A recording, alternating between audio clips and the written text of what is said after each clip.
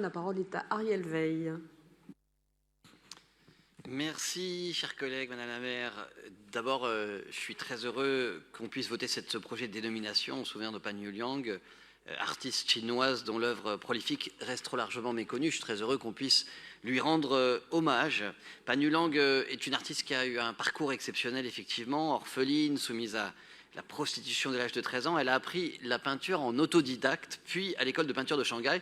Elle fut d'ailleurs la première femme à intégrer cette école, et en France à partir de 1921. Elle a étudié à l'Institut franco-chinois de Lyon, puis aux Beaux-Arts de Paris en 1924. Travaillant aussi bien la peinture que la sculpture ou la gravure, elle se fait une place dans le monde de l'art avec la création d'une œuvre très personnelle centrée autour de quelques thèmes, le nu féminin, le couple, l'enfance par exemple.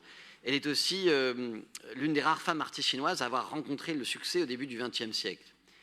Et au passage, je me réjouis d'ailleurs de pouvoir donner un nom de femme à cette place, car on sait que l'espace public en manque, et je salue la politique de féminisation des noms de rue que tu mènes, chère Laurence.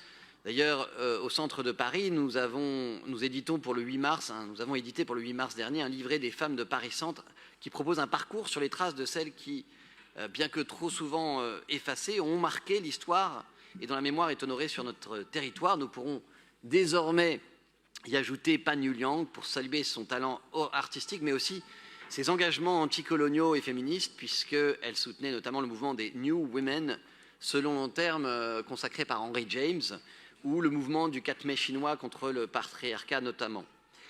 Cette dénomination vient s'inscrire dans un mouvement de redécouverte et de reconnaissance de l'œuvre de Pan Yuliang. Le musée Cernuschi lui a consacré une exposition en 2017, et le grand réalisateur chinois Zhang Yimou un film The Chinese Painter en 2022. Au-delà de la reconnaissance d'une artiste et d'une grande artiste, c'est aussi évidemment un hommage aux communautés chinoises de Paris que nous rendons par cette délibération, et c'est pour ça que j'ai choisi cette place qui se trouve au carrefour de la rue de Turbigo et de la rue Réaumur, au cœur du quartier des Arts et Métiers et de la rue du Temple, qui est, vous le savez, le plus ancien des lieux parisiens d'implantation de la communauté chinoise qui soit encore en activité. Et d'ailleurs, on le surnomme aussi parfois le sentier chinois, puisqu'il enjambe le 3e et le 2e, ou Little Wenzhou. Et vous savez l'importance de se souvenir de ces communautés qui ont tant apporté au développement culturel, économique et solidaire de Paris-Centre.